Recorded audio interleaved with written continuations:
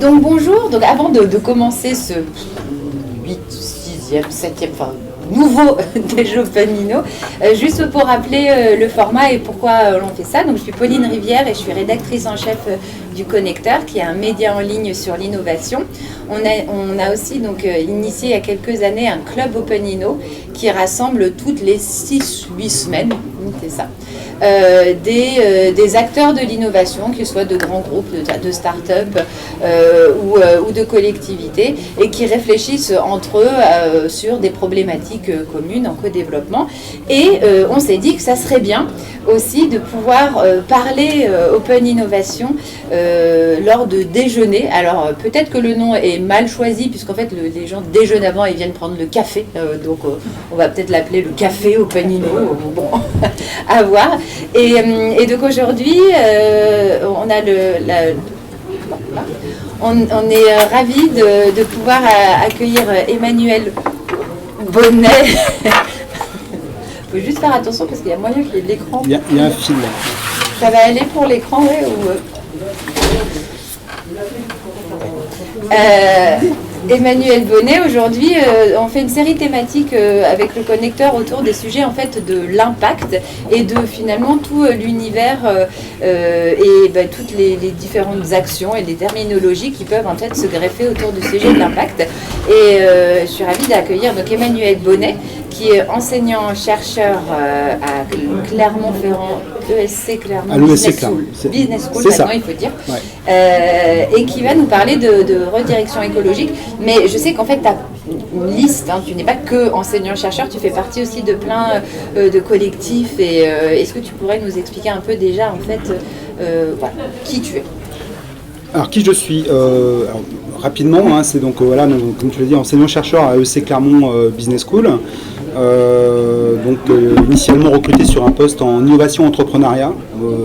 J'ai pas mal, j'ai fait une thèse notamment autour de ce qu'on appelle l'innovation, l'innovation d'exploration. Et donc du coup c'est un sujet sur lequel je reviens d'ailleurs actuellement, peut-être d'un point de vue plutôt critique. Je fais aussi partie du centre de recherche Clermont Recherche Management, donc Clerma, qui est affilié à l'UCA, qui dépend de l'UCA, pardon, et aussi d'un collectif qui est indépendant et qui s'appelle Origins Media Lab, et qui est plus centré, on va dire, sur des questions qui sont autour de l'anthropocène, les limites planétaires, dont je vais vous parler un petit peu aujourd'hui. Et en gros, ce qui nous intéresse, c'est qu'est-ce qui se cache derrière les crises écologiques, vers ce qu'on appelle des crises écologiques. Et moi, je m'intéresse en particulier aux organisations. Je suis en sciences de gestion, j'étudie les organisations, les stratégies, les modèles économiques. Et voilà un petit peu les questions que je vais essayer d'un petit peu d'aborder tout de suite. Et juste pour le format, donc on est sur un format éclair 30 minutes, 5 minutes de présentation au niveau des termes. Qu'est-ce qu'on veut dire par redirection écologique par rapport au terme transition écologique. Après, un développement d'une vingtaine, de 18-20 minutes maximum sur en fait, finalement là tu viens de parler des modèles économiques. Toujours un outil après méthodo pendant 5 minutes pour ceux qui s'intéressent à ce sujet-là, pour qu'ils puissent un petit peu creuser de manière complètement pratico-pratique et opérationnelle. Et après, une superbe conclusion qui permet une ouverture et après des questions, s'il y a des questions dans la salle ou en live, puisqu'il y a pas mal de gens qui se sont inscrits, notamment on a des Suisses, des Parisiens. Donc en fait, il y a quand même beaucoup de personnes qui sont intéressées à ce sujet-là. Donc pour commencer, est-ce qu'on peut poser un peu le cadre? De quoi on parle quand on parle de redirection écologique, peut-être versus d'autres mots qu'on entend plus, on entend notamment parler plus de transition? Oui, alors on a beaucoup parlé de développement durable, je pense que c'est à peu près acquis pour tout le monde, de transition écologique, parce que c'est vraiment l'usage très important, notamment au niveau des politiques publiques, au niveau des organisations, mais aussi des collectivités locales. Nous, ça veut dire quoi? C'est moi et deux collègues, Alexandre Monin et Diego Landivar, on a proposé un nouveau mot. Alors, est-ce que c'est une surenchère? Ça sera à vous peut-être de me le dire, qu'on appelle redirection écologique. Je vais proposer simplement une définition, puis après peut-être que je reviendrai sur l'exposé comme tu l'as indiqué. Moi, je vais prendre mon téléphone pour faire la redirection écologique, c'est un cadre qui est là. Alors on est enseignant-chercheur, donc c'est un cadre conceptuel, parce qu'on travaille sur des concepts, des théories, des idées, mais aussi opérationnel, c'est-à-dire qu'on fait beaucoup de recherche-action, on s'intéresse au terrain, on n'est pas des consultants, mais on fait de la recherche en lien avec les acteurs, destinée à faire tenir les organisations publiques ou privées, ainsi que les infrastructures et les instruments de gestion qui les soutiennent dans les limites planétaires. Donc, les limites planétaires, je vais les présenter un petit peu. Je pense que c'est quelque chose qui est de plus en plus connu. D'ailleurs, il y a en ce moment un documentaire sur Netflix qui s'appelle, je ne sais plus comment il s'appelle, qui s'appelle Notre planète à ses limites, je crois, autour des travaux de Rockström. Et je pense que c'est intéressant de voir un petit peu en termes de diagnostic et de, d'ouverture de ce diagnostic qui ne concerne pas forcément une poignée de chercheurs, mais qui est complètement quelque chose en fait d'extrêmement médiatisé, qui sera de plus en plus médiatisé. Donc on ne pourra pas dire, tiens, c'est 5-10 personnes dans le monde qui s'intéressent à ça, mais qui ont en effet un impact assez important. Et voilà. Donc j'en reparlerai. Et je reviendrai peut-être un petit peu là-dessus un peu plus tard. Ça te va ? Ça me va très bien. Nickel.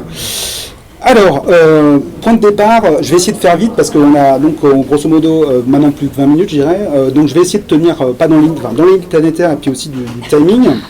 Donc le point de départ, c'est de dire en gros ce qu'on appelle les crises écologiques, les bouleversements écologiques, en fait, ce ne sont plus des crises temporaires. C'est plus une crise que je vais gérer simplement avec un dispositif de gestion, comme un dispositif de gestion de crise. C'est quelque chose qui est beaucoup plus permanent, voilà, beaucoup plus irréversible. Donc une crise irréversible, je ne sais pas comment ça s'appelle, peut-être que ça s'appelle tout simplement plus une crise.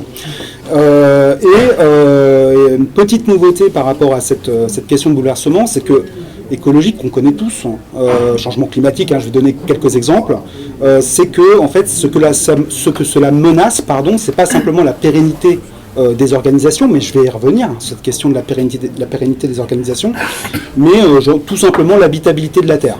Voilà. Donc le sujet un peu compliqué, majeur, épineux, certains disaient épineux, c'est va-t-on pouvoir continuer à vivre sur Terre ?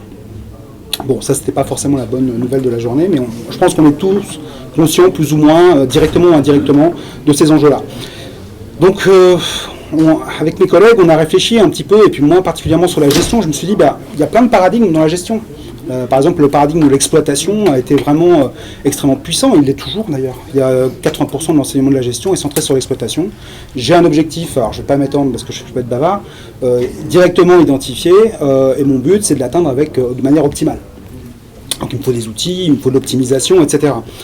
Donc ça c'est plus ça l'enjeu, ça ne veut pas dire que ça n'existe plus, ça veut dire que c'est plus forcément par rapport à ces bouleversements l'enjeu, c'est plus forcément de s'adapter, c'est plus forcément, là c'est un petit peu plus polémique, notamment par rapport à une tribune qu'on a sortie il n'y a pas longtemps, d'innover, on y reviendra peut-être dans les échanges, mais de subsister, d'habiter dans les limites planétaires. Voilà ce qui nous semble vraiment le cœur du souci, en fait, ce qui nous concerne, voilà, ce par quoi nous nous sentons concernés, comment va-t-on continuer à habiter les limites planétaires. Et c'est là où, par cet angle-là, que moi j'aborde la question des organisations. Alors pour aller vite, il y a un changement d'époque géologique, je ne sais pas si vous avez entendu parler de l'Anthropocène, qui succéderait, parce que on va rester un petit peu... alors je ne suis pas géologue, je n'ai pas de prix Nobel en géologie, ni en chimie, je ne suis pas scientifique de cette science-là en tout cas. Et on pourrait dire que c'est l'époque géologique de la civilisation industrielle et de son accélération, notamment à partir des années 50. Donc civilisation industrielle, c'est la révolution, on va dire, industrielle, et accélération, c'est à partir des années 50. Voilà. Donc, et ça a provoqué un truc un peu nouveau au niveau géologique. C'était pas des activistes géologues, écologistes qui ont découvert ça, mais des géologues, des chimistes qui ont dit il y a un problème au niveau de nos résultats, on ne comprend pas, on a influencé la trajectoire du système Terre. Donc il y a des chercheurs comme Zalazievich, Stephen, Crutzen qui disent en fait on est dans une nouvelle phase de l'histoire de l'humanité et en fait l'histoire de l'humanité ou son développement en fait est relié, on est relié en fait au développement du système Terre. Le destin de l'autre est entremêlé au destin de l'un. Donc du coup on est relié à ça. Et ça c'est un petit peu nouveau. On ne peut plus être hors sol, en clair, j'y reviendrai. Donc les modèles économiques, qui sera un petit peu l'objet, on va dire, de focalisation de cette présentation, ont émergé dans l'Anthropocène, et non pas dans l'Holocène, c'est-à-dire bien avant, où justement tout allait bien, on s'est développé comme espèce, comme des sociétés plus ou moins prospères quand même, et avec un climat qui est assez stabilisé. Aujourd'hui, c'est plus le cas.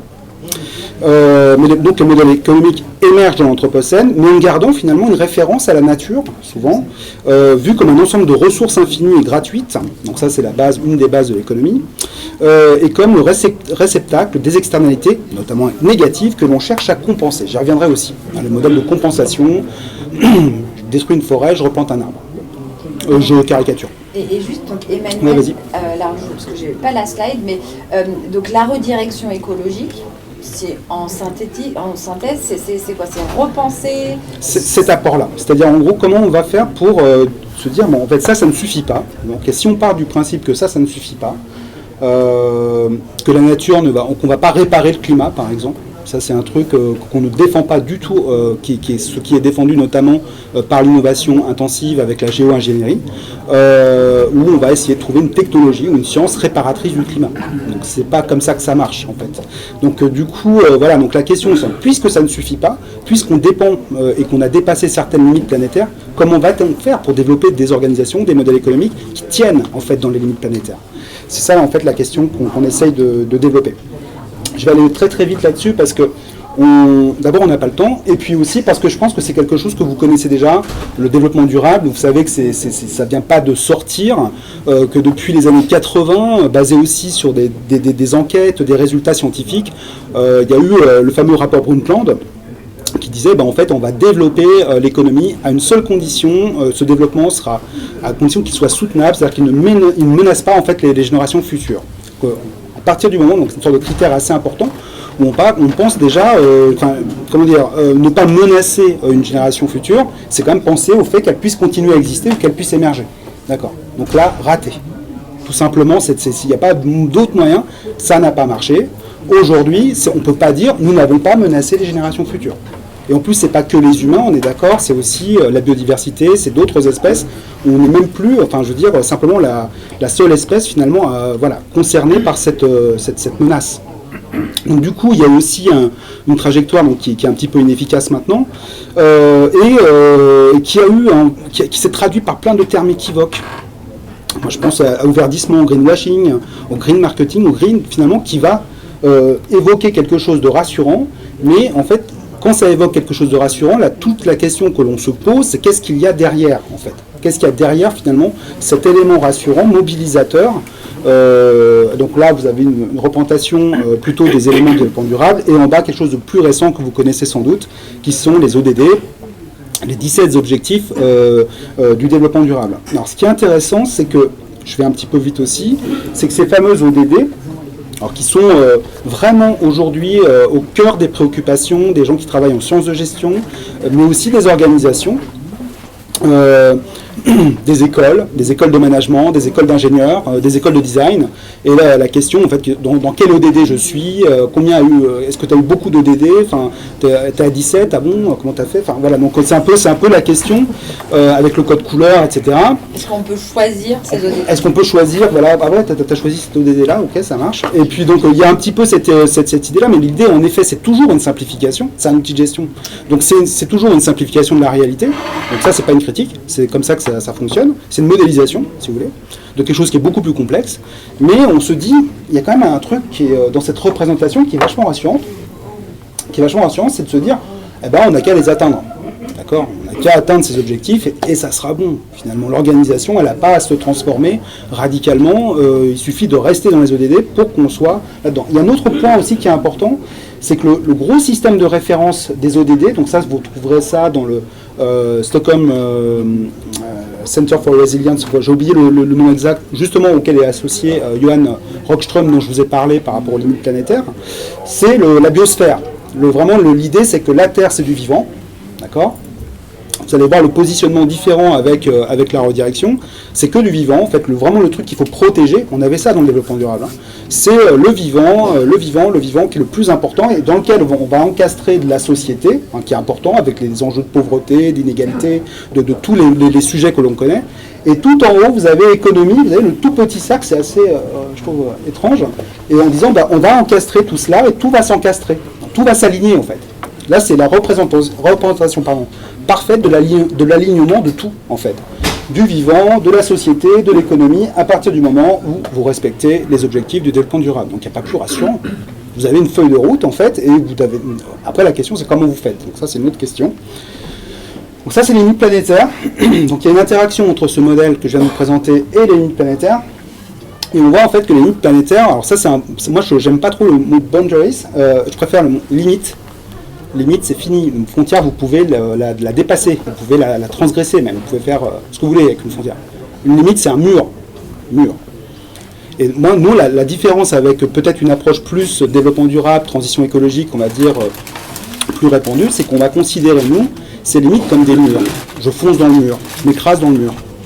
Et les murs, on s'est déjà écrasé dedans, en fait. Il y a 4 murs qu'on s'est pris, en fait, dedans. Donc c'est un peu notamment le changement climatique, notamment la biodiversité. Ce qui est intéressant, c'est aussi qu'il y a des choses qui ne sont pas quantifiées actuellement.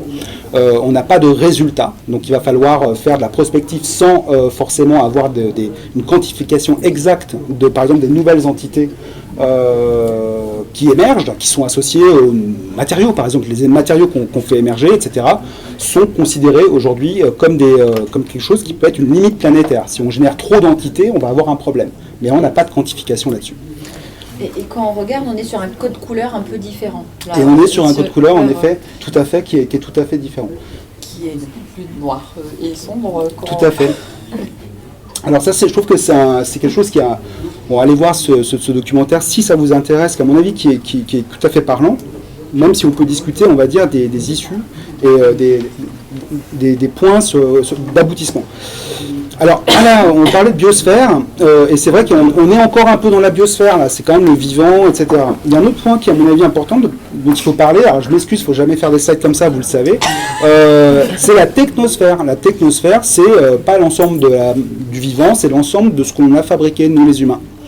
Ça va de ça, à tout ce qui existe. Il y a une modélisation scientifique, donc les infrastructures industrielles, tout ce que vous voulez, 30 000 milliards de tonnes. Et en fait, un peu la nouvelle un peu surprenante, c'est que ça y est, c'est plus lourd en fait que la biosphère. Donc il y a vraiment un truc qui est en train de s'écraser, qui est en train de peser en fait complètement si je devais utiliser cette image-là, sur la biosphère. Donc là, c'est Zalasiewicz qui a développé notamment, j'ai mis un petit lien, parce que c'est une très très bonne, je trouve, vulgarisation et présentation de tout ça, parce qu'il donne des exemples tout à fait ordinaires. En fait, c'est vraiment des éléments tout à fait de la vie ordinaire. Notre vie ordinaire fait partie de la technosphère. Et ce qu'il dit, avec un langage ordinaire, c'est que la technosphère, elle est nulle en recyclage. Comment vous allez recycler les infrastructures industrielles ? Même des champions du monde de l'économie circulaire, je pense que par rapport à certaines infrastructures, ils vont avoir certaines difficultés. Donc voilà, et puis il y a plein de choses qui ne sont pas visibles, etc. Donc, prendre en compte les limites planétaires et la technosphère comme étant vraiment des réalités qu'on ne peut pas aujourd'hui esquiver, ça m'amène moi personnellement à lutter contre certains clichés, c'est-à-dire à des régimes sémiotiques, moi j'appelle ça des images, des régimes sémiotiques qu'on produit tout le temps, qu'on utilise tout le temps dans les organisations, dans mon école, dans toutes les écoles, dans toutes les business schools, les écoles d'ingénieurs. Vous allez avoir quelque chose comme ça, toujours hyper rassurant, ça va bien se passer, on va transmettre la terre à des enfants, c'est beau ce qu'on fait. La ville connectée aussi, c'est pas mal, la Smart City, qui gère toujours bien en fait ces trucs, il y a une optimisation, ce modèle de l'optimisation. Le meilleur pour moi, je ne cite pas les institutions, les organisations qui ont généré ces images-là, c'est celui-là. Et là on se dit, ah ouais, c'est un qui a vraiment compris que c'était des clichés, qu'en fait on était en train de cacher complètement une réalité derrière qu'il ne faut pas voir, qui est complètement polluée, etc. Machin. Et en fait, ce qui est intéressant, c'est que cette image-là, en fait, elle est considérée comme une action bénéfique. C'est bien de faire ça pour l'organisation. C'est exactement, il faut cacher la réalité pour dire on va avoir vraiment un avenir désirable, souhaitable, et ne vous inquiétez pas, surtout, c'est la fonction du cliché. Tout va bien se passer. Là, il faut vraiment sortir de ça. Moi, ce que j'essaye de faire notamment dans mes programmes pédagogiques avec les étudiants qui ont entre 20 et 24 ans, 25 ans, figurez-vous, ça se passe pas mal. On pourrait dire, les jeunes m'ont posé la question, est-ce qu'ils ne sont pas traumatisés en fait, par rapport à ça ? En fait, non. Du coup, il y a vraiment un exercice d'apprentissage, à mon avis, utile par rapport à ça.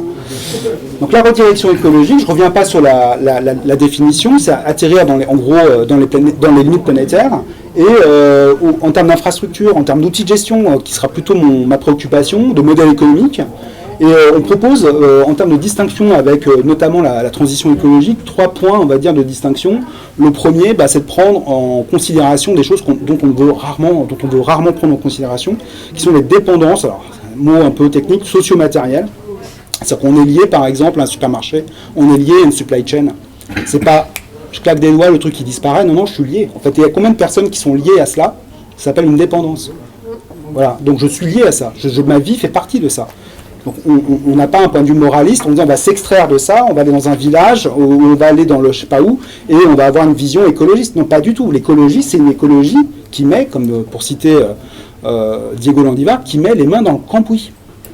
Il va falloir aller voir les choses qui ne font pas plaisir, qui n'ont rien à voir avec les clichés que je vous ai présentés avant, qu'on connaît tous, et se confronter aux infrastructures qui sont insoutenables, aux choses, on les a, on hérite de ça.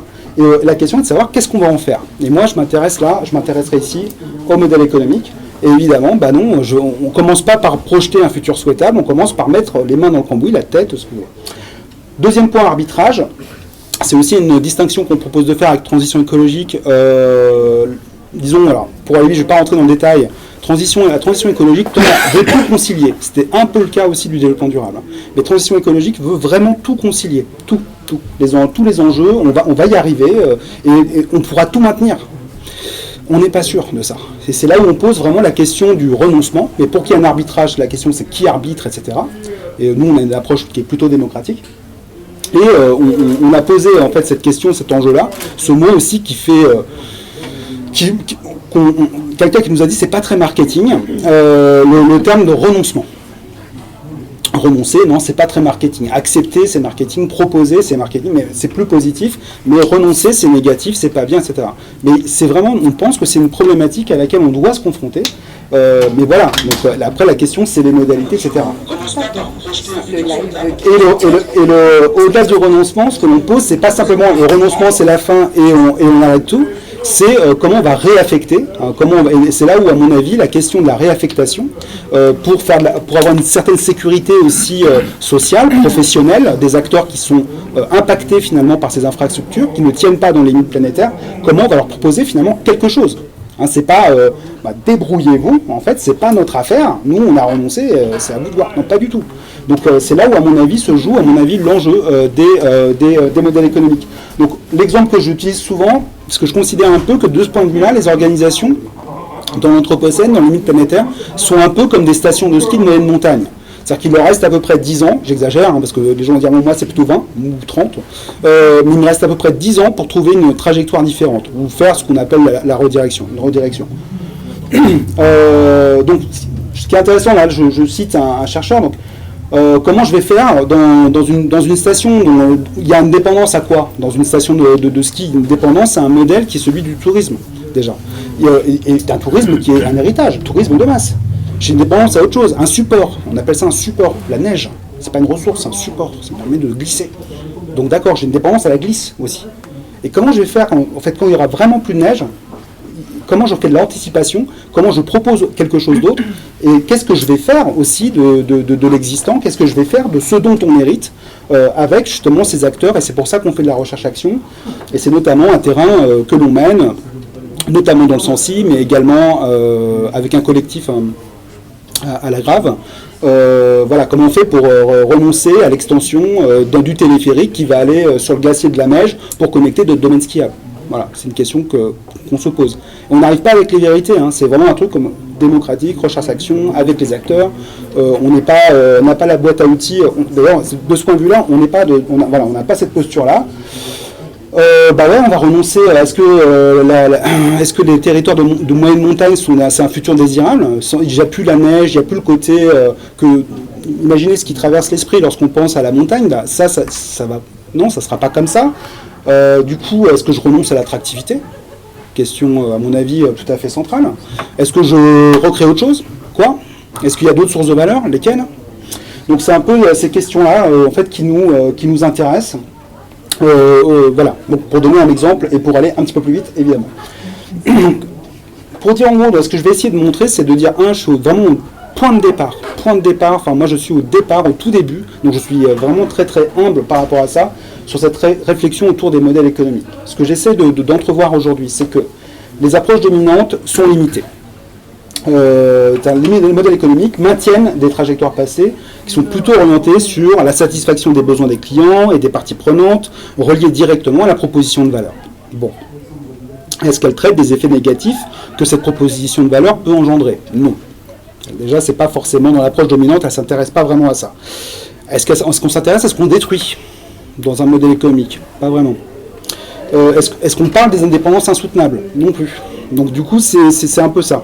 Donc typiquement, là, qu'est-ce qu'on détruit là-dedans? Tout ça n'apparaît pas, en fait, dans le fameux business model Canvas, qui est centré sur la profession de valeur. Donc ça, c'est une modélisation aussi. Hein. Je suis bien conscient que c'est pas la réalité, hein, c'est pas une image de la réalité, c'est une modélisation de trucs qui sont beaucoup plus complexes et qui aident simplement des entrepreneurs, notamment, mais pas que, à créer de la valeur, à identifier où sont les valeurs, les clients, les relations qu'on a avec eux, etc. Donc je reviens pas sur ce modèle-là qui est assez connu. Ce dont on prend peu compte, finalement, ce modèle, il y a des recherches un peu plus, on va dire, alternatives qui cherchent à travailler notamment sur la notion de partie prenante marginale ou marginalisée. Petite histoire, on en parlait hier. Lorsque je sors un produit, est-ce que je vais penser aux dépendances insoutenables qui sont associées à la fabrication de mon produit? Est-ce que ça apparaît dans le modèle? Non. Est-ce que je vais parler des pauvres? Parce que j'ai besoin de pauvres parfois, des gens qui vont être appauvris aussi par la situation. Je ne vais pas faire que des riches avec un modèle économique. Est-ce que je vais parler des non-humains? De l'impact que ça a sur autre chose que des humains, autre chose que des clients ou des parties prenantes qui sont humaines? Non, pas forcément, ça apparaît pas. Et pourtant, c'est important. Et la question, c'est comment on va intégrer en fait ces éléments-là dans un modèle économique. Des non légitimes, des gens qui sont contre, des gens, etc. Donc cette représentation elle est assez rigolote parce qu'on a l'impression que c'est une sorte de fort un peu. Il y a la firme pivot au milieu, il y a les compétiteurs, les concurrents, les employés, les investisseurs, les ONG, les communautés, donc c'est le core stakeholders. Et puis derrière il y a les fringe stakeholders qui sont vraiment les marginaux, etc. Qu'est-ce qui se passe entre les deux? Est-ce que c'est une contradiction? Comment on travaille ensemble? Est-ce que ça peut prendre en compte ça? Enfin voilà, c'est un peu les questions qui sont associées à ça. Je vous donne un exemple, à mon avis, un exemple intéressant entre guillemets, de fermeture d'un projet, qui est le projet de ski matting. Je ne sais pas si vous avez entendu parler de ça. Donc c'est un projet de station ski indoor. Donc j'ai ce problème, j'anticipe, on va dire, sur 10-20 ans.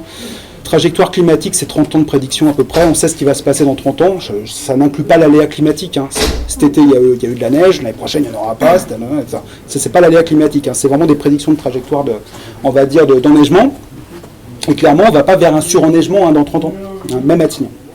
Donc, qu'est-ce qu'on fait? Alors, comment on va générer finalement, maintenir finalement de la pluriactivité, été-hiver, etc. Eh bien, la mairie a une idée. On va faire une station de ski indoor. Vous avez vu Dubaï un peu, non, dans le mall, là, dans un grand centre commercial, on fait une station de ski où il y a 50 degrés dehors. Donc c'est pas tout à fait ça. C'est évidemment, il y a de l'éco-conception, il y a plein d'éléments qui sont plus écologiques qui sont entrés, mais clairement c'est à peu près le même artefact. C'est un peu le même objet quand même. Bon, sauf qu'il est situé dans un endroit, etc., plus naturel, enfin en termes de montagne. Donc un ski dome à 2100 mètres d'altitude. 63 millions d'euros nécessaires avec des partenaires privés, donc c'est une histoire classique. Une proposition de valeur. Le projet de Tignes, alors ça c'est la version un peu de la mairie, pas un peu, c'est un verbatim. Le projet de Tignes est un projet en accord total avec les nouvelles tendances de consommation des loisirs en montagne. Il apporte le niveau de service sur mesure en montagne en gommant tous les aspects rudes et rebutants que ce milieu englobe. Froid, pente, difficulté, tout ça c'est fini, ne vous inquiétez pas, c'est ça. Il permet de vivre une expérience de pleine nature dans un cocon de confort et de services intégrés. Argument alors, évidemment, c'est que je fais exprès de prendre des trucs un peu gros pour faire comprendre. Là, l'usage il est pédagogique, parfois c'est beaucoup plus fin. Bon, d'accord. Où sont les dépendances? J'ai une dépendance. Hein. Déjà, ça sera non. C'est non. Ah bon? Il y a 63 millions d'euros quand même, un partenaire qu'on ne va pas citer, tout ça. Voilà, spécialiste de l'industrie du tourisme et tout ça. Alors, analyse des dépendances médiatiques et sociétales, donc une grosse ONG notamment qui s'appelle Mountain Wilderness, spécialiste un peu dans, on va dire, dans le démantèlement des installations non soutenables et citoyennes. En fait, les habitants, ils sont pas trop d'accord. Les Tignards sont pas trop d'accord. Ils sont pas d'accord déjà avec la définition de la montagne, d'accord. Enfin, il n'y a aucun accord par rapport à ça. Skier 365 jours sur 365, même en l'absence de neige. C'est ce qui motive le scandaleux projet de ski dôme présenté par la station de ski de Tignes. Bon, je passe. Ce projet est le stade ultime de l'absurdité, de l'anti-montagne absolue. Enfin bref, il y a plein de trucs. Ça, c'est plutôt Mountain Wilderness. Donc je vous ai mis, voilà, c'est Dubaï en parenthèse. Enfin bon, bref. Donc il y a eu... fin de la course, comment ça s'est passé mal. Hein, du coup, donc voilà, c'est un projet avorté en réalité, qui ne pourra pas, ça ne pourra pas être une innovation qui pourra émerger. Donc ces collectifs nous permettent de ne pas faire émerger cette innovation. Et ça, en fait, entre le moment où ça a été pensé et le moment où ça a été abandonné, on est sur, c'est sur des années Non, c'est pas si longtemps que ça. Je parlais un petit peu de prudence parce que l'abandon, il a été à un moment donné, d'abord il y a très peu d'informations là-dessus, il faudra enquêter plus proche du terrain. C'est pas si long que ça, le temps en fait, et la réaction ne s'est pas fait attendre. Et du coup, après, quand il y a aucune partie prenante locale, etc., en faveur du projet, ça devient compliqué de l'imposer hors sol. Voilà, c'est une première chose. Mais c'est intéressant parce que c'est pas simplement la valeur montagne, c'est aussi l'enjeu de l'artificialisation. C'est de rajouter finalement quelque chose, alors que là, finalement, il faudrait s'adapter ou faire quelque chose avec ce qu'on a. Donc, alors. On n'a pas que le BMC, le fameux Business Model Canvas. Là, c'est un autre modèle économique. Alors ça, c'est l'outil qu'on peut commencer à... On va dire, c'est un outil un peu de transition. C'est un outil de transition qui est utilisé, je ne sais pas si vous le connaissez, on l'appelle le Flourishing Business Canvas. Donc c'est un peu sur le même style, un peu d'un business model classique. Sauf qu'il y a des choses qui ont été ajoutées. Si vous vous souvenez un petit peu de la manière dont c'était modélisé, la société, la biosphère, etc. Et c'est la première fois qu'on prend en compte les stocks biophysiques, donc en gros les capacités, là c'est sur la partie environnement, là, à la périphérie, les services écosystémiques, en gros que fait le vivant, je veux dire les abeilles par rapport au pollen, enfin des choses comme ça, donc c'est un service écosystémique. Au niveau de la proposition de valeur, ce qui est vraiment au cœur, il y a la co-création de valeur, donc qui est posée en termes habituels. Je veux dire, donc déjà, c'est pas simplement la firme pivot qui va forcément créer de la valeur, c'est déjà une relation avec les stakeholders, avec les parties prenantes, qui sont hétérogènes, etc. Donc on est plus au niveau d'un écosystème ou d'un réseau. Et chose intéressante, ils ajoutent de la co-destruction de valeur. Et donc c'était une limite justement du modèle justement qui ne tient pas compte de ce qu'il détruit. Et là c'est quand même étrange parce que souvent un business model c'est un argument en gros de persuasion. Et là on dit non, voilà ce que je vais co-détruire aussi.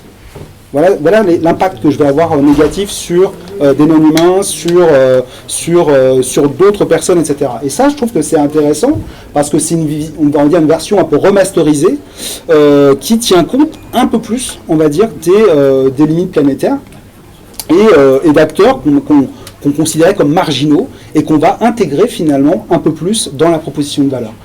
Donc je trouve ça pas inintéressant. On travaille là-dessus notamment avec des étudiants à l'école et ça marche pas mal. Et nous évidemment ce qu'on essaye de faire, et j'en suis vraiment qu'au tout début, donc je m'excuse, j'aurais pas de solution clé en main à vous offrir, c'est vraiment un modèle économique de la redirection écologique, quoi.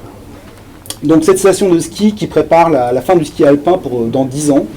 Donc ça avance en termes, moi j'appelle ça de la redirection écologique, donc je ne sais pas si vous l'avez reconnu, elle n'est pas ici, elle est dans le Jura, donc c'est Métabier, et eux ils ont réussi à obtenir 17 millions d'euros pour en grande partie financer un désinvestissement. Investir sur le désinvestissement, bizarre. C'est bizarre, mais en fait c'est pas si bizarre que ça, parce qu'ils sont en train de réfléchir en effet. Alors eux ils parlent en termes de transition écologique parce que c'est le terme qui est le plus utilisé, et ils disent ok, en gros le ski alpin c'est bon, c'est acté, dans 10 ans c'est fini. On ferme ça, On va pas continuer à s'accrocher. Normalement, j'aurais dû vous montrer une petite photo de quelqu'un qui lui reste un tout petit peu de neige, il est avec son fils, mais c'est trop pathétique. Donc si vous voulez, je vous l'ai pas mis, mais c'est un peu pour symboliser le skieur qui va s'accrocher, qui a un attachement trop fort à la neige, il veut se mettre encore un petit peu de neige, etc. Mais voilà, donc là c'est pas ça, c'est de dire voilà, on fait une décision donc, qui vient à la fois, qui est complètement soutenue par la région, par le département, par les acteurs socio-professionnels, par les personnes qui habitent la station, personnes exclues en termes de parties prenantes, etc. En disant ok, on arrête ça et maintenant on se donne 10 ans pour trouver autre chose à la place. Ça devient intéressant, je trouve, en termes de choses. Je termine, j'ai dû sans doute dépasser.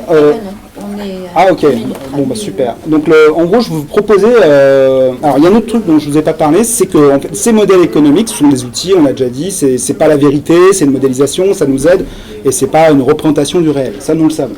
Mais par contre il y a une critique qui est faite de ces outils, de modèles économiques, c'est qu'ils sont trop statiques, en fait c'est une photographie qui est prise à l'instant T, en gros, d'une réalité, de quelque chose qu'on essaie de modéliser. On ne voit pas tellement la dimension processuelle, qu'on dit sur 10 ans. Quand on met du temps, comment vous allez intégrer de la temporalité dans un modèle économique? Moi, je trouve que ça, c'est quand même quelque chose qui est assez important. Donc, je commence, mais très humblement, avec une collègue designer qui s'appelle Marie-Cécile Godwin, avec qui on travaille notamment au sein d'un Master of Science qui porte sur ces questions-là, en collaboration avec avec l'école de design Strapion. Donc on parle en fait d'un business model initial. En gros, on fait le business model initial de ce qui ne va pas, justement pas de ce qui va, mais de ce qui ne va pas. Et on essaie de comprendre comment les acteurs sont vulnérables, sont dépendants finalement face à ce modèle économique et de comprendre avec eux. C'est pas d'avoir une position de surplomb, mais d'aller les voir, de faire des enquêtes, etc., d'essayer de comprendre. Quels sont les problèmes épineux? En quoi ils se confrontent avec des limites planétaires? C'est une autre étape. Analyser les dépendances insoutenables. De quoi je dépends? Je peux dépendre d'un modèle économique. C'est vraiment le problème. Un des problèmes, notamment majeurs, c'est pas dépendre d'une infrastructure. Qu'est-ce que je vais faire des remontées mécaniques? C'est une question de logistique. C'est comment je dépends en fait d'un modèle économique qui est celui du tourisme. Est-ce que je dois augmenter l'attractivité, la réduire? Comment? Par quoi je remplace? C'est ça la question qui se pose. Dépendance insoutenable. C'est là où on passe, après la phase d'analyse, à un stade d'expérimentation et de design. Et là, on fait un peu de design fiction, mais on va dire à notre sauce. Le design fiction est plutôt orienté sur le possible. Nous, on va s'orienter sur tout ne sera pas possible. Donc vers vraiment cette question que l'on pose avec la redirection écologique, qui est l'arbitrage. C'est-à-dire, une fois qu'on se projette, on projette aussi des choses qui ne pourront pas continuer. Et là, on essaie de raconter, alors au stade où on en est, on travaille beaucoup avec des étudiants, mais on va essayer de mener cette expérimentation, notamment avec des acteurs de la moyenne montagne. Déjà, il y a des choses qui existent. En termes d'alternatives, c'est un peu comme dans pas mal de stations de moyenne montagne. Par exemple, on va valoriser le VTT. On va valoriser, il y a des personnes qui vont construire je sais pas ce qu'on appelle ça, des descentes de luge d'été ou des choses comme ça. C'est remplacer le ski par d'autres activités. Alors ça peut être ça, mais ça peut être aussi hors secteur touristique. Par exemple, trouver des sources de valorisation par rapport à la production, par rapport à l'agriculture, par rapport à d'autres choses que l'on pourrait faire. Il y a tout un axe de réflexion et chaque chose, c'est des points de réflexion. Ce qui dépend, on va dire, ce qui rentre dans le scope du tourisme, ce qui n'est pas dans le scope du tourisme et qui peut rendre, on va dire, ce territoire habitable et non pas déserté d'ici 10 ans. Donc du coup, il y a cette réflexion-là. Donc en effet, pour l'instant, où est-ce qu'ils en sont, c'est sur le VTT. Le VTT va produire aussi des questionnements. Souvent, on en a des problèmes épineux, c'est-à-dire qu'un problème épineux, c'est quand je trouve une solution, j'ai un nouveau problème. C'est souvent le cas. Et c'est pour ça que on en parlait juste avant, parfois il faut avoir une vision un peu plus globale et se dire, ok, mais il faut que je prenne un peu de recul parce que finalement, si je suis uniquement sur ma solution, je ne vais pas voir le reste. Donc du coup, la réflexion, c'est qu'ils sont quand même, d'ailleurs c'est le mot qu'ils utilisent dans une logique d'exploration. Et ce qui est intéressant, c'est qu'ils ont réussi à convaincre finalement d'avoir un financement pour financer cette exploration. Et du coup, avec des livrables, mais qui se questionnent, ils n'ont pas encore la solution clé en main, ils se donnent 10 ans en gros pour pouvoir trouver et être, d'ailleurs je pense qu'ils posent même cela, me semble-t-il, comme un peu un enjeu, c'est-à-dire ils veulent être la première station de montagne, on ne parle plus de station de ski, la première station de montagne qui a abandonné le ski alpin. Et se positionner en disant mais on arrive à faire des choses, on a géré finalement cette dépendance, à un certain modèle, etc. Et du coup, les réflexions sont en cours. Et là, c'est très récent. Ce dont je vous parle, ça a vraiment quelques mois en termes de validation, de démarrage, donc ils sont vraiment tout au début. Est-ce qu'il y a une autre question? Oui. Je vais être claire. Tout au début, Emmanuel, tu parles de cette dynamique de fermeture et entre parenthèses, tu as marqué local et démocratique. Moi, j'ai une question. Donc, est-ce que dans ce que vous explorez, j'imagine que vous êtes déjà dans des stades d'un futur souhaitable qui ferme des portes? J'imagine que dans vos explorations, vous êtes là. Et dans ces fermetures, est-ce qu'il est important d'être dans cette dynamique démocratique locale? Comment ça se transpose quand tu es dans une fermeture qui va du coup engager pas que du local, mais toute une filière de valeurs? Enfin, je ne sais pas comment tu articules ça, je suppose que tu explores. Oui, alors la question, alors ça c'est plus un projet, quand je pensais local, je pensais aussi à un projet qui a été mis en place, notamment en partenariat avec la ville de Grenoble, sur l'expérimentation d'un, je sais pas si on peut appeler ça un outil, une démarche, qu'on appelle protocole de renoncement. Et donc, du coup, c'est Diego Landivar notamment et Victor Écremont, qui est designer, étudiant en design, qui ont planché vraiment sur cette expérimentation avec la ville de Grenoble et qui portait sur notamment les piscines municipales. Donc du coup, c'est en ça où on pense local, ou au sens localisé à un tel endroit. C'est pas le concept de piscine, c'est qu'est-ce qui se passe ici. Qu'est-ce qui se passe dans telle rue, dans telle ville, quel quartier, etc. Et qui sont les personnes qui sont attachées à cela? Par exemple, moi j'ai grandi dans une ville ouvrière où la piscine municipale, c'est l'endroit où passaient leurs vacances tous les enfants. Voilà. Donc je fais quoi? Je dis, bon bah en fait, la piscine municipale c'est hyper énergivore, hein, parce que c'est quand même un dossier, hein, c'est un dossier de l'écologie. C'est peut-être pas le dossier le plus qui arrive en premier, mais c'est quand même un dossier important. Si on a une approche, on va dire, top-down, on va dire, bon, bah, je prends une décision descendante, bah voilà. Et donc, du coup, je ferme, quoi. Voilà. Et je ne vais pas aller voir les gens, je ne vais pas leur poser des questions, je ne mène surtout pas d'enquête. Donc, je pense que ça, c'est ce que ça veut dire, à mon avis, dans la démarche. C'est-à-dire qu'il faut inclure quand même un peu des sciences sociales, des techniques d'enquête en sciences sociales, pour pas simplement faire un truc en 2 jours. Et voilà, c'est des travaux de recherche-action qui se mènent sur plusieurs mois, sur peut-être même plusieurs années, etc. Donc il y a quand même cette réflexion-là. Et ça peut aider en effet des collectivités locales qui peuvent prendre parfois des décisions, on va dire, un peu plus D'accord. Voilà, dans ce sens-là. Ma question en dessous, c'est que pour l'instant, votre champ d'exploration, quand tu parles de ça, c'est plutôt sur des collectivités locales, donc des organisations publiques, et sur du privé. Je me disais, comment ça se transpose dans les entreprises de faire du local démocratique sur des sujets de fermeture? Ouais, alors ça, ta question, elle est plus difficile non, bien sûr, mais peut-être que vous êtes en train d'explorer... mais c'est une question qui se pose, la question de la démocratie en entreprise, c'est quand même une question qui est vraiment au cœur, en effet, des préoccupations.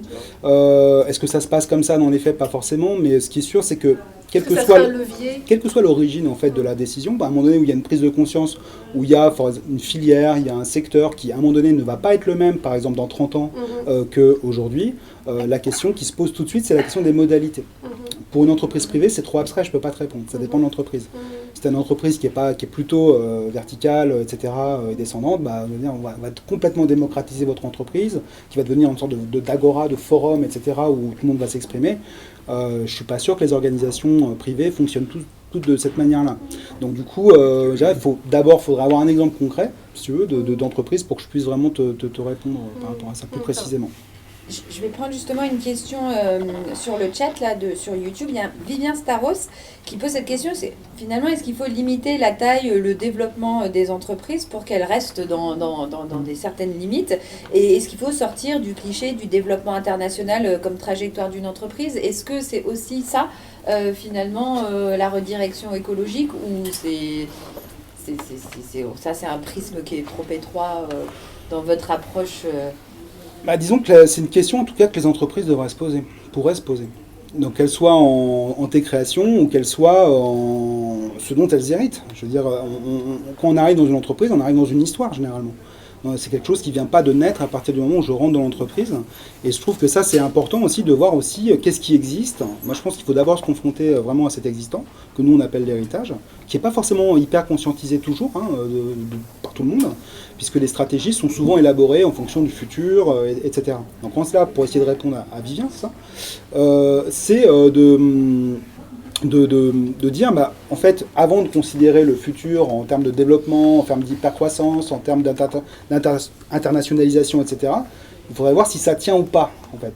Qu'est-ce qui tient ou pas. Et en effet, si on regarde ce qui tient ou pas, se posera la question d'un arbitrage et des modalités, en fait, qui sont associées, finalement, à cette organisation. Après, par exemple, si je dois fermer un secteur, est-ce que je me pose la question de la réaffectation, par exemple ? Si j'ai j'ai 100 personnes qui sont dépendantes d'un secteur qui ne tient plus, etc., et que je dois supprimer, ou parce que je ne me suis pas adapté, là c'est le cas notamment d'une marque dans le domaine du ski qui a licencié 90 personnes, parce que finalement ils n'avaient pas anticipé en fait, toutes ces questions-là, ils innovaient dans le ski, etc. Puis un jour, ils se sont dit, ah ben non, on a un problème en fait avec ce marché, etc. Donc ils ont viré 90 personnes en R&D. Bah non, en fait. Donc du coup, la question, moi je dirais, c'est ce qu'il faut mettre en place, c'est de l'anticipation.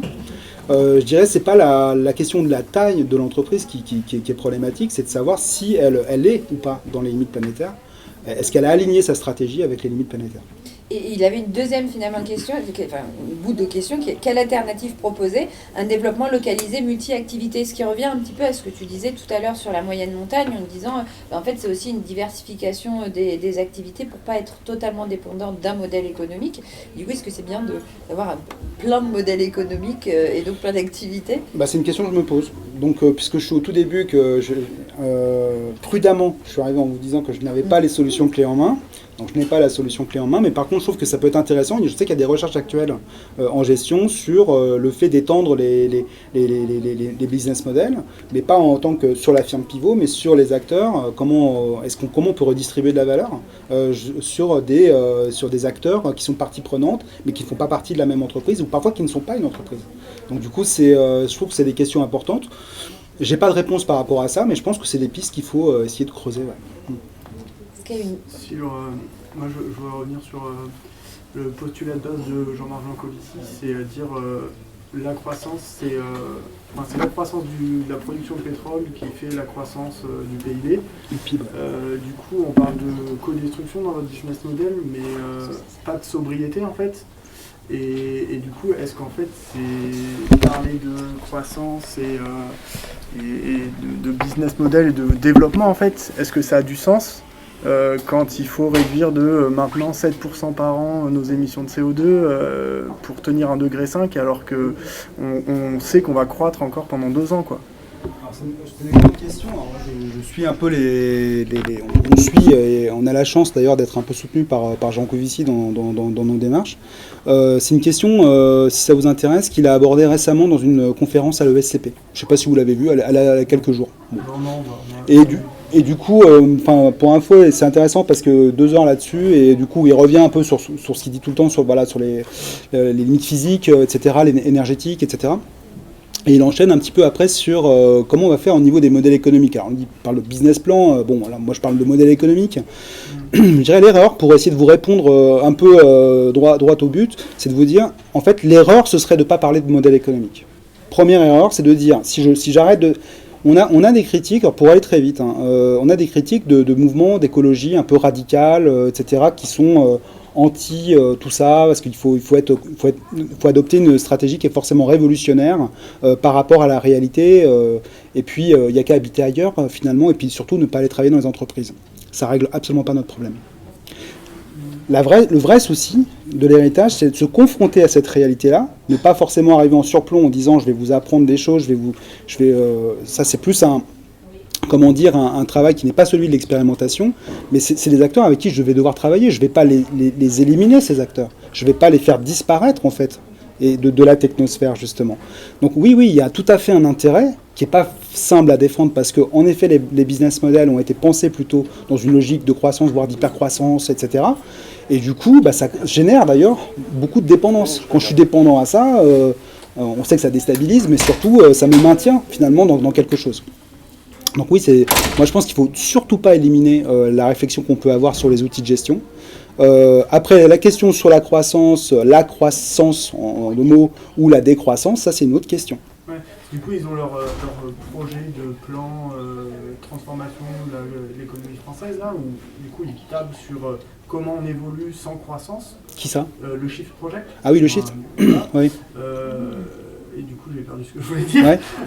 Mais du coup, moi, je trouve que en mettant juste le paramètre en plus co-destruction, on est quand même dans l'esprit de dire comment je fais moi pour garantir ma croissance en fait. Et du coup, dans l'esprit de dire j'ai un environnement, une biosphère, ça veut dire que forcément, si moi je crois dans un système globalement qui doit décroître, ça veut dire que j'exploite les autres. En fait. Ouais. Alors là, je suis complètement d'accord avec vous. C'est pour ça que je l'ai présenté, alors je parlais un peu vite, mais comme un modèle pour moi de transitoire, hein, pas de transition. D'ailleurs, la transition, c'est intéressant, transition. En fait, je fais un peu mieux qu'avant parce que je suis moins hors sol et j'intègre d'autres choses, etc. Mais je ne suis pas encore dans ce qu'on pourrait... Nous, on est au point de départ, hein, on essaie de réfléchir à ce que pourrait être des modèles économiques, un redesign des modèles économiques pour la redirection écologique. Ce qui est à mon avis très différent de dire, voilà, là je fais de la co-destruction, d'accord, désolé, de voir comment je peux compenser, on peut être aussi sur un modèle de la compensation de cette co-destruction, c'est quelque chose que nous on ne défend pas. Donc du coup voilà, donc c'est en effet toute l'ambiguïté. Mais il y a cette ambiguïté, mais en fait, je voulais quand même en parler parce que c'est une étape, c'est pour montrer que tout n'est pas figé forcément dans une représentation de ce que c'est qu'un modèle économique. Ça bouge un peu. Voilà. C'est toujours le problème du un peu quand on voit la Exactement. Du 1,5 degré de nos émissions de CO2 par rapport à la croissance. Exactement. Et la rupture qu'on doit avoir Exactement. dans la décennie. Tout à fait. Les objets transitoires, ils doivent être hyper efficaces rapidement quand même. Et c'est ça. Donc c'est tout le problème, c'est qu'en fait, on pourrait même aller voir, se demander si ça va fonctionner pour répondre aux enjeux qui sont posés au départ. Je suis complètement d'accord avec ça. Ouais. Et du coup, c'est pour ça que j'ai pas la solution miracle, hein, mais par contre, pour répondre à la première aussi question et revenir là-dessus, surtout pas éliminer cette question. Et justement, cette conférence de Jean Covici insiste beaucoup sur cette question et ce déphasage qu'il y a entre, d'un côté, le diagnostic et de l'autre, les modèles macroéconomiques, et la trajectoire que l'on prend, quoi. Déphasage total. Ouais. Là, j'ai une question que je vais lire, parce que je ne suis pas sûre de... Donc, bon, je la lis telle qu'elle. Pensez-vous que alors c'est Jean-Damien Colombo, pensez-vous que le modèle de la donut économie, théorisé par Kate Raworth, et expérimenté dans de nombreuses villes, Bruxelles, Amsterdam, Cambridge, Philadelphie, fournit une méthode suffisamment robuste pour engager une gouvernance de la redirection à l'échelle d'un territoire. Alors déjà, c'est ça que donc, donut économie, tu peux répondre Ouais, alors je laisserai plutôt les personnes dans la salle pour être tout à fait franc et pour pas dire des banalités sur la donut économie. Oui, voilà, qui a été évoqué par notamment certains collègues, etc. Moi, j'ai pas planché dessus. Donc, je préfère être franc par rapport à ça, en disant, je ne peux pas, désolé, apporter une réponse par rapport à ça. Il faudra que je creuse un peu plus le sujet. Mais je regarde, je sais qu'on en parle beaucoup, et etc. Voilà. Et ce qui est intéressant, c'est qu'on est dans une logique d'expérimentation. Voilà, ça, c'est pas mal. Est-ce qu'il y a d'autres questions ? Moi, j'avais une question sur l'expérimentation dans le Sancy. Ouais. Quand est-ce que ça démarre et est-ce que c'est ouvert Alors, ça n'a pas encore démarré. Là, on est en train de travailler dans le cadre d'un partenariat, notamment avec la réserve naturelle de Chastré. Alors, ce qui est très intéressant, c'est que la réserve naturelle, on pourrait dire, on est dans une logique justement, eux, ils sont contre cette vision-là, uniquement de conservation, d'écologie sous cloche, etc., mais pas du tout. Et du coup, ils ont vraiment une réflexion sur, en tout cas à Chastré, sur cette question de la coexistence, justement, avec des socioprofessionnels, avec des agriculteurs, et du coup, ça pose plein de questions qui nous intéressent, et sur lesquels nous, on aimerait bien expérimenter, notamment à Chastré, qui est un petit village station, et qui, dont le maire est bien conscient que on n'est pas à Superbès, hein, pour ceux et celles qui connaissent, et déjà dans une logique un peu on pourrait dire de renoncement, mais du coup, la question qui se pose, c'est comment je réaffecte, et c'est là où on va travailler sur cette question-là. On souhaiterait. On est en train j'ai rendez-vous 1er octobre. Et pour la suite, oui. C'est que sous les modalités, est-ce que c'est ouvert Alors, je pense que c'est local. Oui. Alors, du coup, moi, je pense que ça peut être intéressant de travailler comme on fait souvent, c'est-à-dire un enracinement ancré dans un territoire, dans une situation. Donc oui, je pense qu'il va y avoir une dimension participative. On n'a rien bouclé, on est en train de construire un petit peu le projet. Et donc du coup, je vous tiendrai informé de la suite, mais ça sera sans doute ouvert. Pourquoi pas amener la métropole à réfléchir sur ces questions-là, ça serait pas mal. Je lance un appel. Ou les territoires autour aussi. Ou les territoires autour, bien sûr. Sachant que ce qu'on a déjà observé, ce qui était très intéressant à l'échelle, parce qu'au fond, on a une vision très unifiée d'un territoire, et là, en fait, en démarrant un peu nos enquêtes, on s'est dit, ben non, c'est une vision extrêmement plurielle, et que à 4 km de distance, il y a deux mondes, en fait, complètement différents. Ça ne veut pas dire que les gens sont en guerre, etc., mais ils ont des visions, en effet, très, très différentes, à la fois du présent et du futur. On peut prendre une dernière question, mais normalement sur le Déj Openino, on s'engage à ce que chacun puisse retourner travailler autour de 14h. Est-ce qu'il y a une dernière petite question? Vas-y. Je passais les petites. Ah, peut-être la Alors, réponse. je peux le dire autrement. Est-ce que vous avez des outils donc moi je suis psy et coach, et donc dans une dynamique collective, je vais aller regarder les imaginaires inconscients à l'œuvre dans l'histoire qui crée les actions du groupe. D'accord, quand un groupe génère des actions et des pratiques, il y a des imaginaires qui les sous-tendent. Oui. Je sais que vous travaillez là-dessus un peu, sur les imaginaires. Comment vous les captez, ces imaginaires un peu inconscients, inconscients dans le sens où ils sont pas, tu vois, ils deviennent explicites par souvent les enquêtes, justement. Est-ce que c'est est-ce que c'est un point important de votre travail? Alors oui, je dirais même du mien en particulier, parce que je m'intéresse, comme matériaux, moi j'utilise beaucoup les matériaux visuels, on va dire, j'appelle ça les régimes sémiotiques, qui sont produits par une organisation. Et alors ce qui est intéressant, c'est qu'on va dire que tout ce que produit comme image, comme signe finalement une organisation, est forcément conscientisé. Et là, je dirais dans ton sens, non. Parce que finalement, la question, c'est qu'est-ce qu'elle produit comme... je ne sais pas qu'on pourrait dire, je n'ai pas forcément le langage adapté, mais comme sens, finalement, qu'elle n'a pas vu, en fait. Exactement, comme sens qu'elle n'a pas vu. Voilà, et qu'elle n'a pas forcément conscientisé. Et ce qui est intéressant, c'est là où moi j'appelle ça des clichés, c'est pas du tout des stéréotypes, c'est plutôt des représentations qui sont figées, qui nous engagent finalement dans une représentation commune, et on trouve beaucoup ça, mais pas que dans les entreprises privées, dans le public, partout. Moi je travaille beaucoup là-dessus pour essayer d'identifier, ça marche très bien avec ces étudiants, les clichés, en fait, ce qu'on n'avait pas vu, en fait, qui fonctionnait comme un truc, on se dit, ah ouais, mais c'est un imaginaire très inspirant. Et en fait, en travaillant à la fin, un peu à la déconstruction de cet imaginaire, on s'aperçoit que c'était un cliché hyper qui capture, en fait, justement, pas mal de choses, pas mal de possibles. Et l'idée, c'est de se dire, ok, j'ai conscience de ça, en disant, je vais arrêter de penser qu'à ça, ou mettre en trouble ce truc-là, pour faire attention à autre chose. Donc là, si ça t'intéresse, on pourra discuter des modalités pédagogiques que je ne vais pas forcément développer ici. Ouais, mais je t'en parlerai. On développe en effet des pratiques pédagogiques là-dessus en travaillant sur les images. Ouais. Écoute, alors, merci beaucoup Emmanuel. Et donc si vous voulez en savoir plus sur Emmanuel, et on a fait un entretien justement se parler de redirection écologique, donc vous pouvez le trouver sur le site du Connecteur. Merci beaucoup, c'était super intéressant, merci c'était Pauline. passionnant, hyper clair, et merci. Donc merci beaucoup. Et puis là maintenant si vous voulez échanger, il est donc à votre disposition pour continuer un peu la conversation autour d'un café. Merci beaucoup. Merci à tous, merci Pauline.